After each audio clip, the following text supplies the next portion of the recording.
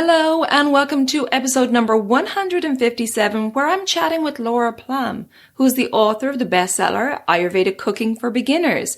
And that's exactly what we're talking about today. How to simplify Ayurvedic cooking, how to cook for your family, and we also take questions from the Elements community. So please stay tuned.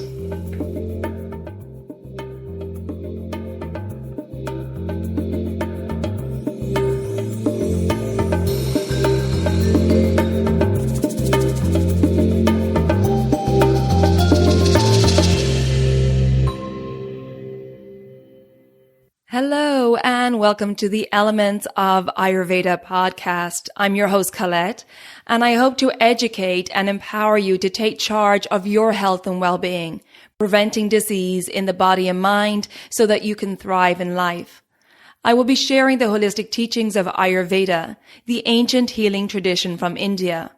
I will also discuss topics like yoga, which is the sister science of Ayurveda, health and wellness, nutrition, fitness, and mindfulness practices, as well as interviewing lots of inspiring people along the way. My humble wish is to help you to connect to your true nature, to Mother Nature, and to help you to connect to each other. If you're new to Ayurveda, I recommend that you start by listening to the first couple of episodes where I do an introduction to Ayurveda and the mind-body types.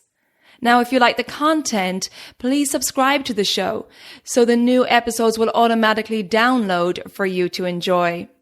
I've also set up a Facebook group for us to connect and to support each other, and I'd love for you to join me over at the Elements of Ayurveda podcast group. And now, here's the show. Today's episode is sponsored by Kerala Ayurveda. Kerala Ayurveda is delighted to see how awareness of Ayurveda is spreading and promoted by wellness-conscious people like you. As Ayurveda is adopted in more areas of the globe and by people from various cultures, many questions arise about what is authentic to the ancient traditions. This is why Kerala has just launched a new free series of interactive panels called Debunking Ayurveda Myths. The next session will be hosted November 30th, addressing common questions about the concept of Ayurvedic diet. This is a special opportunity to hear Vaidyas and master teachers of Ayurveda address the common challenges and misconceptions on Ayurvedic food, eating, and lifestyle principles. You'll get to witness how the Vedic principles are traced right from the ancient texts themselves, as well as participate in a live Q&A session. Kerala is a full-spectrum Ayurvedic company with deep roots in India, offering education, wellness, and products. To learn more and register for the upcoming panel, visit keralaayurveda.us/elements, where you'll also find special offers just for Elements of Ayurveda podcast listeners like you. That's keralaayurveda.us/elements, and you'll find the link in the show notes also. Hello and welcome to Elements of Ayurveda. I am very happy to welcome today Laura Plumb, who is the author of the best-selling book Ayurveda Cooking for Beginners. She's also director of VedaWise and creator of numerous courses and series on Ayurveda.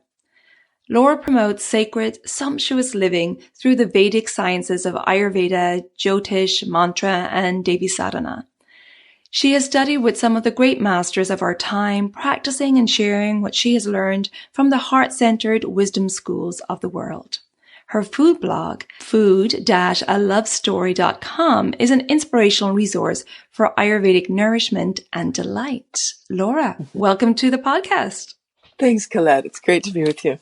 Well, it's a pleasure to have you on, and I have been wanting to have a conversation about Ayurveda cooking for beginners for a long time because I get so many questions on food, and I really feel that we're overcomplicating it sometimes. So I'm really looking forward to getting into this conversation and simplifying things a little for people. Our world is complicated enough, and our cooking shouldn't be complicated, right? Right. And not only that, but Ayurveda should not be complicated. We're not trying to make people's lives more difficult, but actually we're trying to heal. Exactly. Yeah. And sometimes it comes across as a stumbling block when people have this feeling like, oh, it's Indian cooking and it's very extravagant dishes. So let's help people out today. Now, in your Ayurveda Cooking for Beginners book, which is an Ayurvedic cookbook to balance and heal, you cover the 5 steps to Ayurvedic eating. So I guess let's start there, Laura. Can you explain these 5 steps to us, please? Sure. Well, the 5 steps. So first of all, the book was a gorgeous book that the publishers asked me to do. So I was very lucky in that they came to me with a book that they knew they wanted to be published. Wonderful. And they had an outline. Oh. And one of the things that I proposed, they had all these different sidebars, right? A sidebar, or instead of just a chapter by itself, they would put in these little notes and things on the side. Mm-hmm. And so I said to them, well, why don't we work with some numbers that are sort of the magic numbers in Ayurveda? So we decided we would do 108 recipes. Uh-huh. 108 is a magic number really in yoga. And then when we're going to do things like steps or tips or that sort of thing, let's always do 5 because, it isn't that the ancient wisdom says there has to be 5. And that there's these 5 steps. But our idea was there are 5 elements, mm-hmm. and we're always working to balance those 5 elements by eating foods that are made up of the 5 elements. Mm-hmm. The first step is to examine your environment and basically pay attention to how you're feeling this day and what's going on in the world around you. Mm. So if it's a cloudy, foggy day, as it is here where I am, then you might need something to balance the wet, the cool, and the heavy of fog. Mm-hmm. And that means you'd want something that's a little drying, something that's warm, and something that's light. Something that's light would be like leafy greens, but they'd have to be cooked to be warm. Mm-hmm. And so you might just, saute some vegetables, and that might be your meal. You might have that with some legumes, like a mung bean or a split mung or some lentils or something. So there you've got something that's going to be balancing the doshic environment. The second thing is to plan your meals. I know we're going to talk a little bit more about that, but if you're just eating for yourself, it's going to be a lot easier. If you've got a family to feed, then you're going to really need to think about that. Still, I think it's easier than we think it is. And the main focus in my book was to say to people, first, only really if you're at an Ayurvedic hospital and you really are seriously imbalanced to the extent that you have a chronic illness, are you really going to be in an Ayurvedic tradition served foods that are absolutely for your dosha? Mm-hmm. I've both been a patient and interned numerous times at Ayurvedic clinics in India, and pretty much they feed people more or less the same thing. They're not feeding every single dosha separately. Right. Even there, at a place where people are there because they're not well. And the point is what they're doing is they're feeding people foods that are what we could call sattvic. Mm-hmm. They're light, they're balanced, they're balancing, they're easy to digest, they're nutritious. And so it might be something like, for lunch you might have rice, mung bean, steamed squash, another maybe kind of a vegetable as well. So 2 veg, but light and easy to digest vegetables, always cooked. And then you'll have something like a lassi, some sort of a diluted, fermented, yogurty type thing. Mm-hmm. For breakfast, you might have sort of rice, and that might even come with a vegetable as well. Dinner, it depends what they're doing with you. Certain treatments, you might only have kanji, which would be like a rice soup. Mm. So people, I think, get these things complicated by thinking that everyday healthy people in their everyday need to eat only for their dosha. Right. And so the problem is if you're eating for a family or feeding a family, then people think, I have to feed myself this and my husband or my wife that, my children this, and it's all a different thing. Really, if you put together a pot of rice, mung, and vegetables, that will work for the whole family. Right. And then you could add spice once it's been served that might adjust for the dosha. So planning your meals is thinking along those lines, mm-hmm. right? So planning ahead is going to be helpful, although not too far ahead because we want to be able to respond to the needs of the moment. Exactly. Right. So in my book, there's a shopping list and just to have your pantry stocked. Nowadays, it's been sort of fun to develop pantry recipes. I call them things that you can make, if you're not able to get to the market right every single day. But Ayurveda wants us to eat as fresh as we possibly can. So even if we're having something like rice and dal, rice and lentils, we should always try to add something that's really fresh, some sort of vegetable, something like that. Finally, I think it's really helpful to have your kitchen set up well. It's good to have whole seed spices or whole spices in jars where you can see them, you might label them, and then just pull them out about once a month and make your monthly blends. Right. So you might take whole cumin, whole coriander, whole fennel in October and lightly toast them in a pan. You just toast on a very sort of medium-low flame until the aroma comes up. Take them off the heat, put them in a mortar and pestle, let them cool, and then grind them. It's fun to grind them by yourself. I think it's better than an electric blender. And you can grind with your favorite mantra or just say masala, masala, masala, which means just a spice mixture. Right. And then put them in a jar and then keep that by the stove. So you've got your spice blend that you're going to use that month. Keep it simple, keep it by the stove. And then you don't have to, some of these Ayurvedic recipes have like 12 spices they want you to have. Well, just get yourself an October blend or get yourself a March blend. Get yourself a blend that will help you balance for that season. And also, make your ghee. I make ghee once a week. So you just have your basic things really close to where you're cooking. So everything's on hand. Same thing when you're about to make a meal. I always do a kind of mise en prep, which is pull everything out, get everything ready, and then start the chop. Right? Yes. The final stage. So you've got what I refer to, I always say that what yoga or any good spiritual practice helps us do is to cultivate presence, awareness, and compassion. That relates to prana, tejas, ojas, which are the positive aspects of the doshas vata, pitta, kapha. Vata, pitta, kapha are really the imbalance of prana, which is the life force, tejas, which is the light force, and ojas, which is the love force. So a good spiritual practice will help us cultivate those life, light, and love forces so that we have more presence, awareness, and compassion. And really, I feel like Ayurveda is yoga off the mat and into our daily life where we're paying attention and we're cultivating healthy, healing, sacred, sumptuous relationships with nature, with everything we do, with ourselves and everyone in our lives.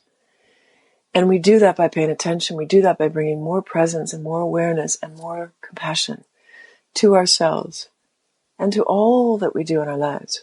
So the final step, of course, the first few steps are the presence, the awareness, the intelligence. Final step is to cook with love. And every time I've taken a cooking class in India or with any one Indian, anywhere in the world, they will always say in their own way, the final ingredient that you must always remember to add is love. Because love is what makes the dish taste delicious. Cook with love, and then it's a joy. Yeah. And then you're feeding yourself and your family love. Absolutely. And we know that our energy has a big effect, and how we are energetically when we are cooking has a big effect on the meal. Absolutely. Thank you for sharing those with us. Now, you talked about paying attention to your environment, and that was the first one that you mentioned there. The first point with the 5 steps to Ayurvedic eating was looking at your environment. And essentially, you're talking about the gunas, right? The qualities in the environment, qualities in your own body, how you're feeling, and qualities in the weather. Like you talked about how it's a cloudy day today where you are.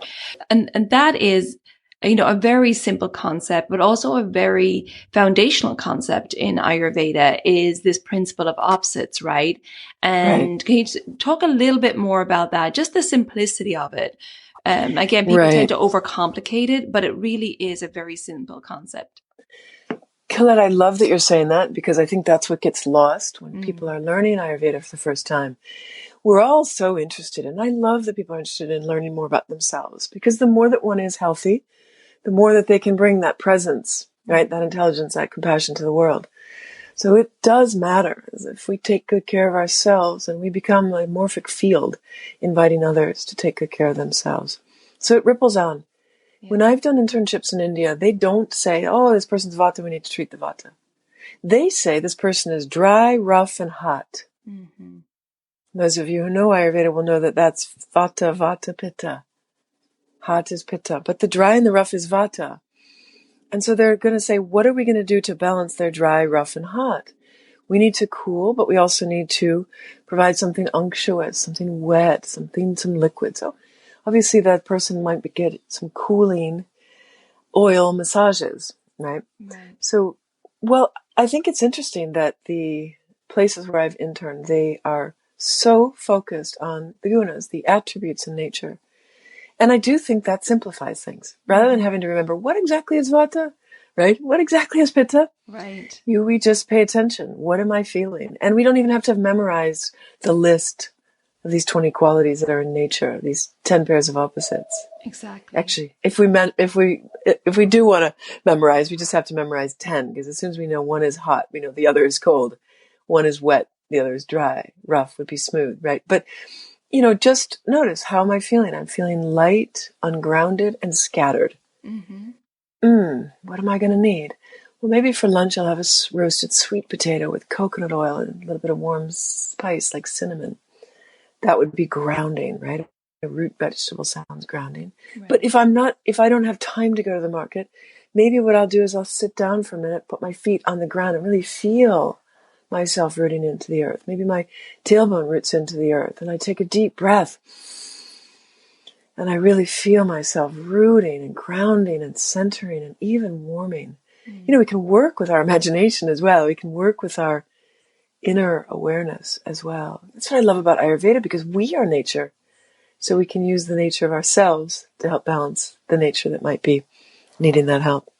Yes. And thank you for explaining that a little further, because I do think that the gunas go beyond the doshas. And sometimes, like you're saying, we get caught up in the doshas and what am I? And what's my Vakriti?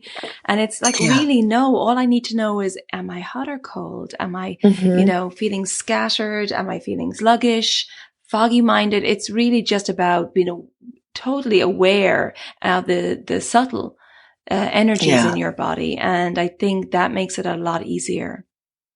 And I love that too, because one of the other things that, you mentioned was Ayurveda is the science of the application of opposites. Yes. So generally a dosha, I kind of termed it like, right? Mm-hmm. So the dosha will follow itself, right? We tend, if we're pitta, we tend to be competitive, and then we like competitive sports. We like to work out at noon in the middle of the summer. We tend to cultivate that heat that we already have within us.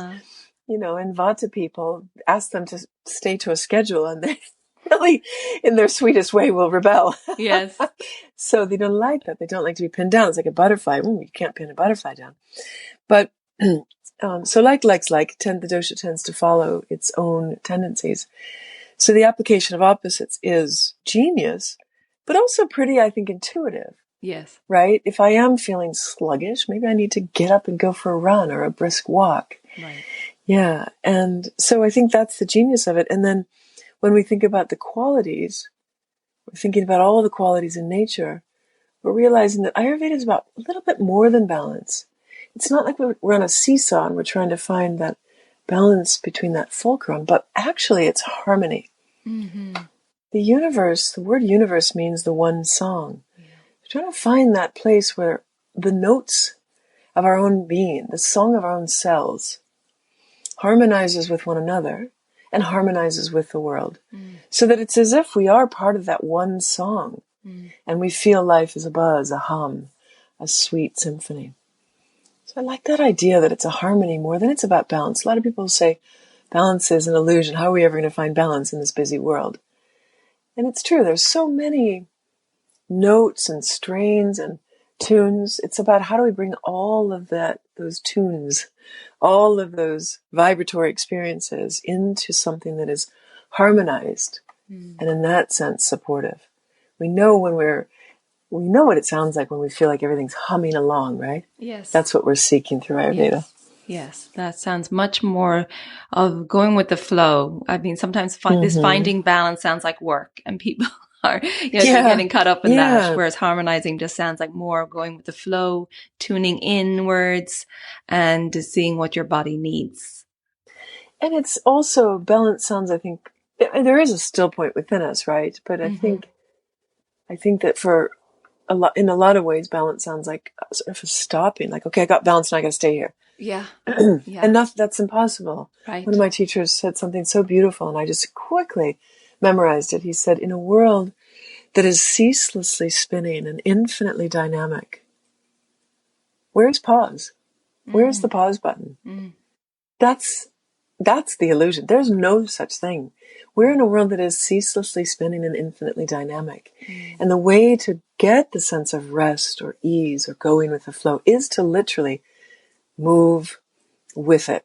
And that means to recognize the movement of time. And the time has doshas, the movement of the seasons. And to not resist, but to go seriously with that flow. What does that mean? That means in autumn, this is Vata season. It's drier, rougher, scattered, right? So we want to eat accordingly and beautifully. Mother Nature, we talked more about cooking with love. Mother Nature, in her infinite love, has given us food that is delicious, strengthening, right? And balancing. And so in the autumn, she gives us food that balances us for what's happening in autumn. In spring, she gives us the foods that will balance spring's weather. So if we eat locally, if we eat what our local farmers are growing, that food is grown by nature in that season to help us stay balanced as her weather moves and changes. So it's quite a beautiful concept that we want to go with the rhythms, flow with the rhythms, and then we will have rest and ease and peace. Absolutely. Yeah, absolutely. Flowing with and being in tune with the circadian rhythms, which we talk a lot about on the podcast, and going with those energies, like you said, rather than going against them and suffering. Yeah. Yeah. Now, Laura, in your book, you also talked about choosing foods for a dual dosha or tridoshic constitution. This is something, again, I get a lot of questions on, and I feel that people really get hung up on this. So could you talk to us about some tips and choosing foods for the dual doshas and how we can simplify that? Because, again, I think people are getting a little confused in this area. Right. So again, let's go back to this main thing that I think will simplify it for everyone. Seek sattva. And I say that in my book. I like the alliteration, seek sattva. What is sattva? Sattva, sattva. So there's these energies in nature. Anything in nature is either growing, or it's reached perfection, its ripeness, or it's now rotting, dissolving, moving into compost, right? It's composting. I like to think of it that way, because when I go to feed my worms, I always think, gosh, this is so beautiful, right? And it's going to become a fertile earth, soil that will help to feed the next stage of growth. Right. Everything's in one of those stages at any given time. Even we can work really, really hard on something and then we kind of crash. We're really tired. So that's our maybe tamasic stage. But then we rest and we're ready for the next new thing. We're racing against the clock to get something finished. We're kind of in a rajasic. So rajas means movement or stimulation, even kind of intensity. Tamas, as I said, is the dissolving, but it can also mean stagnation or even ignorance, a kind of just closed down, shut down state. So we all have those things, but what we're seeking through Ayurveda is to come back into a state of sattva.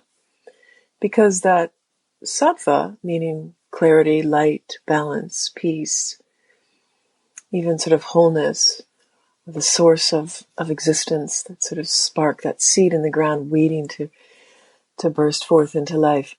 So sattva is, we understand that anything in a state of sattva, anything in a state of homeostasis, harmony, pure harmony, can spontaneously regenerate itself. And this is the principle of Ayurveda, is that we are not the healers.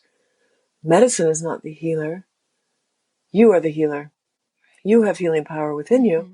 But in order to activate that healing power, we have to restore that state of sattva, that state of homeostasis or equilibrium. So, and again, equilibrium is a dynamic thing. So again, harmony might be a better way to think of it. So, in seeking sattva, we're going to seek foods that are from the earth, not from a factory. From, they come in their own packaging. A banana's in its own peel, right? The Courgette is in its own peel. It's not something that's in the packaging of a can or a frozen box.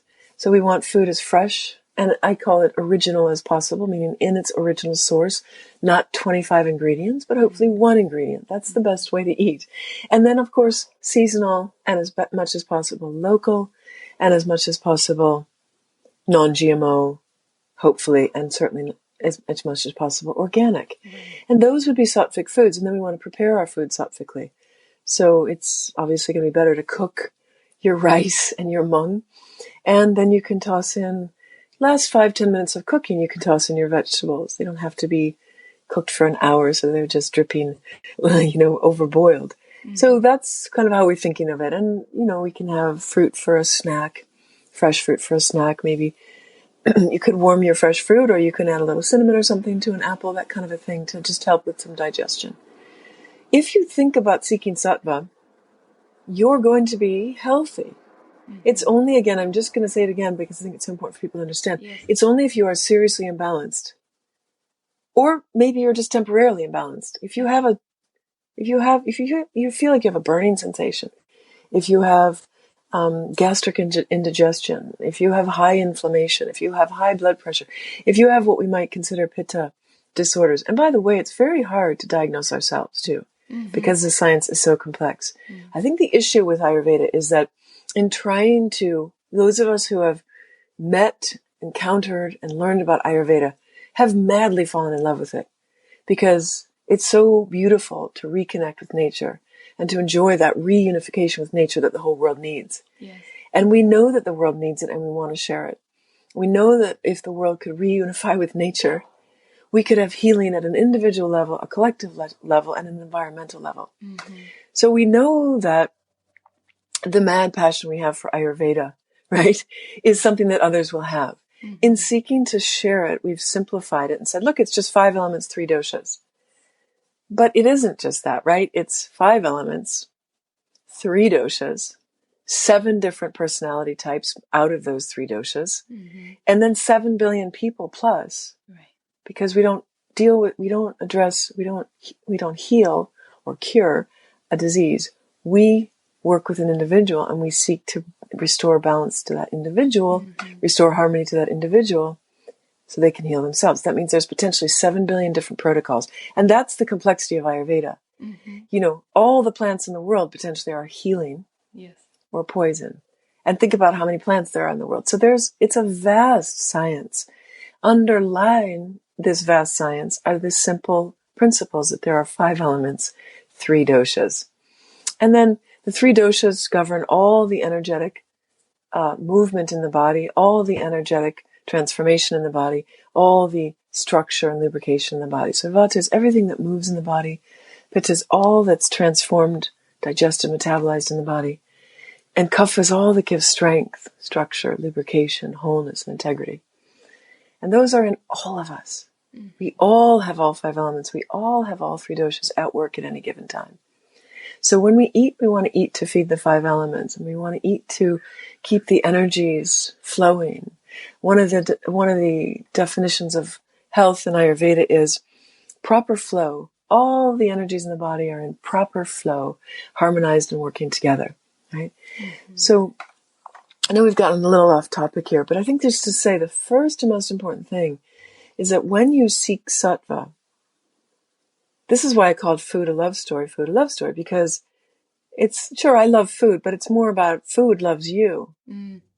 Food is the love story, because food is really an expression of something that we just find, it's undeniable. We can't deny that when you go out into nature, when you spend time in nature, when you really observe nature, when you feel and listen, touch and taste nature, how do you not notice that there's some love there?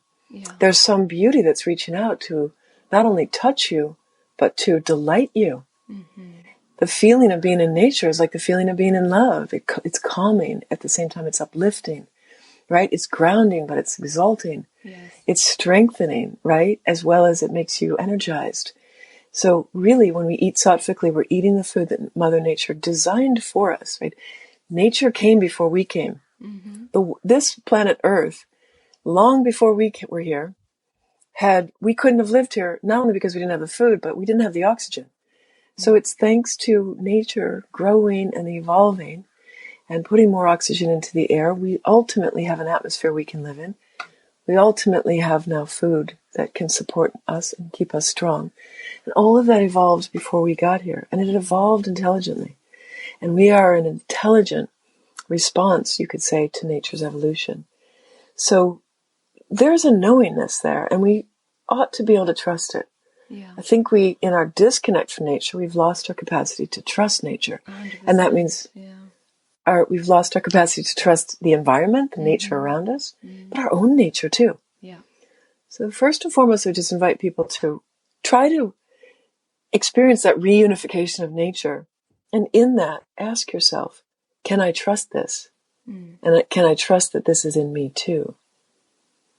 And then, if you're absolutely convinced, and I shouldn't say it that way, but if you're absolutely certain that you're a dual or triple dosha, if you're a vata pitta, or a vata kapha, or a pitta kapha, or if you're all three vata pitta kapha, then you need to find what qualities, as we talked about earlier, those doshas have in common. So again, if you can let go of the label and focus on the gunas, qualities in nature. A vata pitta, people say, oh, they're so opposite. How do I deal with this? One runs cold, one runs hot. Sure, but that's only one of the qualities. The other qualities are light, subtle, mobile. Of course, fire is less mobile than air or wind, but it still has a quality of mobility to it. So they need to focus on something more dense or gross, a little bit more heavy, something that might be helping them to center or ground. And if it's pitta kapha, people say, oh, that's so opposite. But what do they have in common? I mean, actually, I think pitta kapha is probably the easiest in terms of food. What they have in common is, in terms of the tastes, they should both eat astringent and bitter tastes. Now, pitta should reduce spice and kapha should increase spice. But they can work that out. If it's a day where you're feeling extra hot, reduce the spice. If you're feeling cold, increase the spice. But I always think that with a pitta kapha person, just eat lots of dal and greens, right? Beans and greens for them. And then a vata kapha, what do they have in common? Well, they do have in common that they're both cold. Right. So they need warm meals. They need some spicing. I think it's not as hard as people think it is. Look for the commonalities and then seek to balance that. But also pay attention to how you feel today and pay attention to the weather today as well. Beautiful. Great. Well, thank you for explaining that. And I think I just want to repeat the point. I know we've made it, but I think it's really important to make it very clear that it's not that you have to eat for your dosha. That's not a thing. It's good to know your birth constitution, your prakriti, but you don't eat for your dosha. So the majority of the time, what you covered already, Laura, and what I say is a soul food diet, seasonal, organic, unprocessed and local. Eat that most of the time. And then if you're checking in with yourself and you're feeling some of the quality that's off, maybe you're feeling overheated, then you're bringing in the opposite qualities. So it really is about tuning in and not being so fixated on eating for your dosha, because that is going to cause stress, and stress causes rigidity, and that leads to a whole nother problem. Right. It's exactly right. It isn't necessary. We can also, as you said, if you eat that soul diet, which I absolutely love that acronym. If we're eating seasonally, again, Mother Nature is providing us the seasonal balance, right? So in spring, we do find a lot more leafy greens. The leafy greens in spring are different from the leafy greens in the summer. Right. The leafy greens in spring have more pungency, a lot more astringency to them. And in the summer, the leafy greens are more moist. They're a little bit sweeter. So if we pay attention and we connect back to nature, nature will take care of us. Yeah. But there's also other ways to balance. We can balance through the breath, through our daily activities, our exercise, through taking Epsom salt baths and getting enough sleep, right? Yeah. Abhyanga or oil massage every day. So there's ways to stay in balance too that will complement our diet. Absolutely. Those dinacharya, those self-care practices, which we talk a lot about on the podcast, they are as important as your food as well. So thank you for mentioning that. I'm going to jump in here because talking about daily habits, or dinacharya as they're called in Ayurveda, I wanted to remind you that my Daily Habits for Holistic Health online course is on sale right now. It's a limited time discount and it will end November 20th, 2020.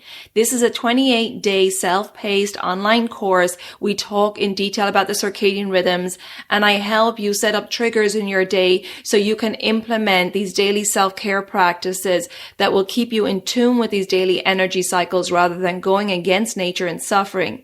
I will also go into detail in talking about the principle of opposites, which Laura and I were just talking about here, and how to understand the gunas or qualities in your environment, in your food, and how to bring in the opposites when you're feeling out of balance or you're feeling your doshas are aggravated. I also talk about the different mental qualities of sattva, rajas, and tamas, and how to keep the mental qualities pacified. And we talk about developing your intuition, the power, positivity, and compassion, how all that impacts your health as well. So if you're interested in taking advantage of this limited time discount, please click on the link in the show notes or visit my website, elementshealingandwellbeing.com.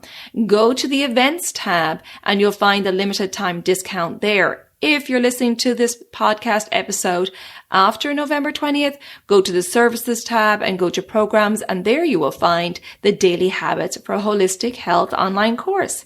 Okay, let's get back to the show. Now, Laura, I have some questions here also from the Elements community. We have a podcast Facebook group, and I get a lot of questions in there. And I got some questions recently, and I had booked this recording with you. So I told them, I'm like, you know what? I'm going to ask Laura. So if you don't mind, I'd love to share a couple of questions with you to get your advice. Okay. Now, Celeste asked, she said, I'm new to Ayurveda, and some of the dishes seem time consuming. Since leftovers are not ideal because of the lack of prana, what is your best tip for making a meal fast and convenient? Yeah, so I love this question, and it's an important question, and I'm going to specifically address it, but I'd like to just preface it by saying, I hope that what people are hearing as we're speaking is an invitation to restore your relationship with nature. And in that restoration, you will find so much sacred, sumptuous delight. You will never again feel alone. You may feel sad, but nature will help you, hold you as you process that. Life dances in a certain radiance when we are reconnected with nature. It is really a delicious invitation. And it is, I feel, the essence of what's needed in our time. Yeah. In this time we live in where we have lost our harmony with nature, we see conflict, we see division, we see global pandemic, we see health issues, we see corporate food being consumed at rates that are just incredible. We see loneliness. We see so much, what's called a-dharma. We see the world so out of balance, humans so out of balance. We see the environment and this climate change. So if we can restore our relationship with nature and really restore our respect for the extraordinary intelligence that is in nature, we will live in a more delightful and beautiful way. We will feel more fulfilled. And we will be able to, unless one has a serious karmic disease or they're already sort of far along in a chronic illness, most of us can restore balance, health, and wellness through that connection, that relationship with nature. So true. Beautifully put. So let's remember that. And that invitation is an invitation to move, as we said, to go with the flow, to move at nature's pace. We know that the brain, we have brain waves. We have alpha, beta, theta, delta waves. We know that when we're in nature, nature will restore us to a low vibrational, I think it's an alpha, sort of at the state of a gentle, light meditation.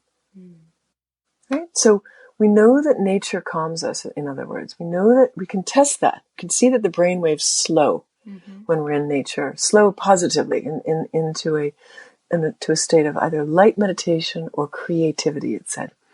So in many ways, nature is very, very healing for us. It's restorative. And so I think even with cooking, cooking is a relationship with nature. We can pick up the food, we can look at it, we can touch it, we can feel its texture, we can smell it, we can listen to the sound of chopping or cooking, sizzling and cracking, popping, etc. And we can enjoy the delight of cooking. This is an invitation not to rush through life. Yes. And I'm sorry, I know that's a disappointing answer, but I feel like that first needs to be said. Maybe there's one meal a day that you can just slow down and take your time cooking. Yeah. And maybe that's breakfast. Maybe you're up 10 minutes earlier, 15 minutes earlier to put something on the stove. Maybe it's a khichdi. And maybe that's what you have for breakfast. And then you have enough left over that at lunchtime you can, maybe in a different pot, sort of melt some ghee, add some spice, add some vegetable, and then add the khichdi to that to warm it up. So now for lunch you've got a vegetable khichdi. And then in the evening, okay, we shouldn't do this. We should make every meal fresh. But I understand who can do that in a busy life. Right. Especially now with people who, at least in the United States, at the state of things, people they're working from home and their kids are also online at school at home. And there's so much to manage. So for dinner, warm up some vegetable broth, stir in some khichdi, and now you have khichdi soup for dinner. I'm not saying you do that every single day, but I'm just giving you an example of what you could do. You don't ever have to refrigerate that. It's not going to go bad if it sits covered in a pot or on the stove between the meals. So the first invitation is allow yourself the time to enjoy it. If I give you answers to make it quick and easy, then I'm suggesting that you rush through it. And I think Ayurveda is not about that. It's about slowing down. It's about paying attention. It's about taking deep breaths. And it's about cultivating a relationship with even the food we're cooking. How are we going to give love to that food if we're rushing through it? Right. And what does food even taste like if we've rushed it? Yeah. Food tastes better when we slow down and cook with presence, compassion, and delight. So that's one thing to say. The next thing is, it doesn't have to take that long. A lot of Ayurvedic recipes do come out of the Indian tradition, and so they call for lots of spices and they call for lots and lots of cooking. The principle behind my book was to make it easier and quicker so that beginners could access Ayurveda. If you're roasting a sweet potato, it takes the amount of time to wash it and puncture some holes in it. The rest of the time, you're not having to sit there and watch it or cook it or stir it. You put it in the oven and you can't leave your home, but you can go and do something else. Right. You can get some work done. You can play with your children, right? Yeah. So a pot of rice, you put a pot of rice, it's just rinse the rice, put it in a pot with some water, some ghee and some salt. And then, you have to be in the kitchen. You don't want it to boil over, but you don't have to be right there watching it. So I think the other thing to think about is that some of the prep times are 5 to 10 minutes. The cook time is 30 to 45 minutes usually. But, you don't have to be just standing there at the stove that whole time. Great. Well, thank you for that. Thank you for sharing that info. Okay, so my next question from somebody in the Elements community is Irina, and she asks, what is Ayurveda's recommendation on an evening meal in terms of grains and root vegetables? She says, I understand dinner should be smaller than lunch and ideally lighter. And then she had some questions about, for an average person, is it okay to include some gluten grain like wheat, barley, spelt, chapatis or pancakes? And then is it better to go gluten-free grains like oats or rice, or opt for carrots as they're easier to digest? So there's a confusion here in regards to the evening meal. So could you shed some light on that for us, please? The it's a great question. The answer here, I just want to, again, preface by saying there's probably going to be different people who would answer this differently. I'm sure there would be. In my book, one of the chapters that the publishers really wanted was, how do we take, everyday family meals and sort of Ayurvedize them, is what we called it. Right. So there's certain things in those Ayurvedize, and I just thought it'd be fun to make like a BLT. So somebody could have a sandwich. Sandwich is not Ayurvedic whatsoever. So somebody comes back to the book and I called it a PLT. Instead of bacon, we put together pumpkin seeds that are toasted with some coconut flakes and a little bit of ghee and a little bit of tamari, and it's actually kind of tastes bacony. It's really delicious. Well, so to play with that idea, then you're going to have to add a tomato. Now, tomatoes are potentially inflammatory. Tomatoes are not Ayurvedic food. So I tried to say in my book, this is really a chapter where we're playing and we're having fun and we're trying to just make some food that are generally sattvic and generally healthy. If you want to try to introduce Ayurveda to your family or your friends and they don't want to veer too far off course. So, I've had some complaints about the book. Oh my God, there's tomatoes in that book. It's terrible. So, okay, Right. That's fair. And somebody else said, roti or chapati is not Ayurveda. Okay. Well, when I've stayed at Ayurveda clinics, we were served rotis, we were served chapatis, and so were all the patients. So I suppose technically, if we were to read the actual scripture, it might say that. Charak in the Charak Samhita says, for one with high vata vikriti, meat soup is one of the most wholesome foods. Now, yogis don't eat meat, so many will say, oh, Ayurveda, we shouldn't eat meat. But Sage Charak, one of the great, great sages of Ayurvedic tradition, absolutely says meat soup is one of the best things that you can eat if you have high vata. And recommending that for dinner. Right. So again, there's a lot of variation. You have to treat each individual individually. Carrots, interestingly enough, are good for vata. There's a little bit of warmth to the carrot. That's why they're not necessarily recommended so much for pitta. But, and carrot is a great autumn food. So I would think that if you came home and wanted to have, a mung dal soup with some roasted carrot, that'd be a delicious meal. If you have, wheat, of course, is somewhat heavy. So, wheat would be better to have at lunchtime. But if you made up a roti, the idea behind making up a roti, or even better, some kind of a dosha, like a rice pancake. Rice pancakes are made with a fermented rice that has bubbled up. And the bubbling means it's light. Yeah. So a rice pancake would be delicious to have for breakfast or for dinner with roasted carrot and a little bit of cumin seed. Could be that rice pancake with a little dal rice. And, that's a light meal actually there. Although I think it would also be a hearty meal. Yeah. But generally we think of soup for dinner or stew. And I think if you stick with that, you have it with a little gluten-free cracker or rice cracker, if you need that extra something, that would be good. And then the main thing is that it's light, it's liquidy, it's warm, and you eat 3 hours before you go to bed. Right, exactly. So having heavier grains and heavier proteins in the middle of the day and having something that's well cooked in the evening. Well cooked. And, again, I think soup. I think well cooked could sound like, meat.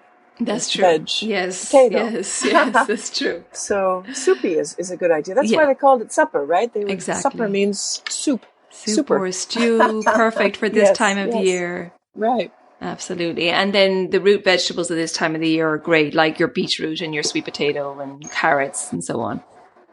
Right. And also bearing in mind that salad is also rough and hard to digest. So raw foods at lunch, if at all, not usually the season, but in the summer, starting about July, August, I don't like salad ever until July, August rolls around. That's the only thing I want to eat. So just paying attention to when it's right to eat what foods. And as you said, heavier and harder to digest goes into the lunchtime meal. Right. Okay, great. Okay, thank you. Okay, one final question from the Elements community, and we touched on this earlier, and it says, let me see, do you have advice for families on how to avoid cooking separate meals and keep it simple with, cooking for a family with differing constitutions, which you touched on earlier? Yeah. Well, I think something like a buckwheat or rice noodle, with, you can make that into a soup with lots of seasonal vegetables, or you can make that into a pasta with seasonal vegetables and a pesto sauce.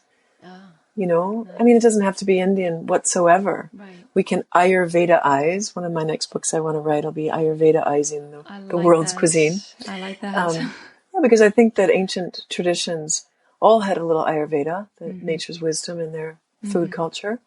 And, I think Thai food, pad Thai, is like khichdi.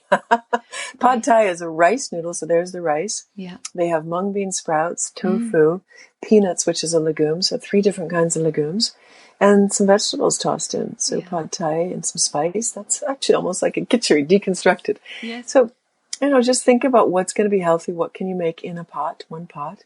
And then, like I said earlier, so with you're going to think about proportions, and you're going to think about maybe adding some spice. So with your Vata children, you can give them a plate half full of rice, and then a quarter mung dal, or a quarter's protein, and a quarter vegetable. And then you want to add to that some olive oil or something that's going to be unctuous. Ghee, a little bit of salt, pepper, some nice seaweed seasoning, sesame seed, that sort of thing.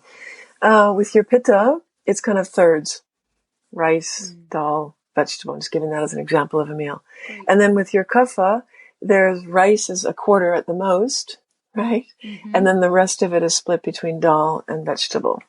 So that's your portions. Now, your Vata, I said you're going to add some olive oil. You're going to make it unctuous. You're going to add sesame seed, which is somewhat warming, and seaweed, something to give it a little bit of salty taste. You might squeeze some lemon all over it to give it that sour.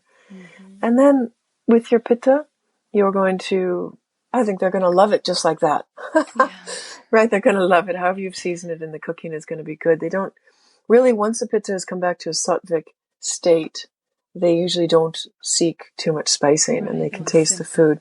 And then, whenever I've eaten with really healthy Pitta people, I've always found the food a little bland.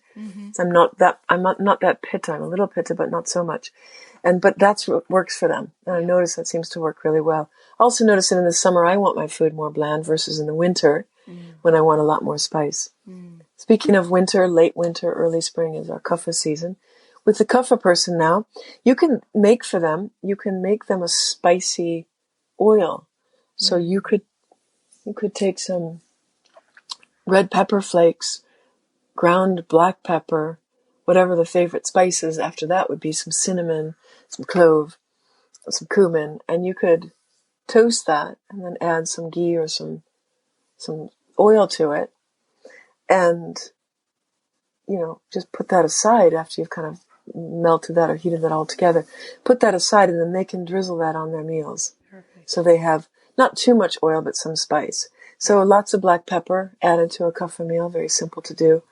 Add some sprinkle of red pepper. Not too much oil. We want to keep down the oil for Kapha.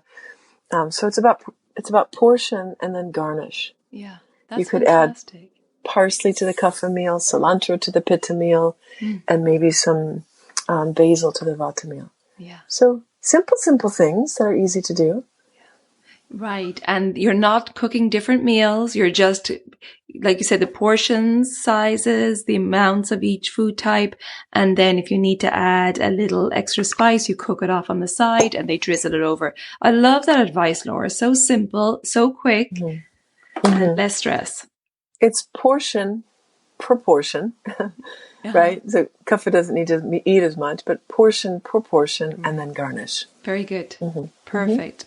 Laura, I could go on asking lots more questions. We're going to have you back on the show because it's been fun. You've been really such a wealth of information, and I think really clarified a lot, and at the same time help people understand the importance of connecting to nature, taking time to cook. Unfortunately, in the past few decades, it's been more convenience foods, and it's the respect hasn't been given to cooking. So making time to get back into the kitchen and enjoying that time and putting the love into the food like you're talking about, and just the awareness of your qualities in your body and the environment, what season and so on. So I really appreciate you taking time to explain all that as well. It's been an absolute delight. I hope it's been helpful. Very, very helpful. And before we let you go, I would love to know, Laura, where we can find out more about you and what offerings you have. Thanks. Very simple. LauraPlumb.com, LauraPlumb.com.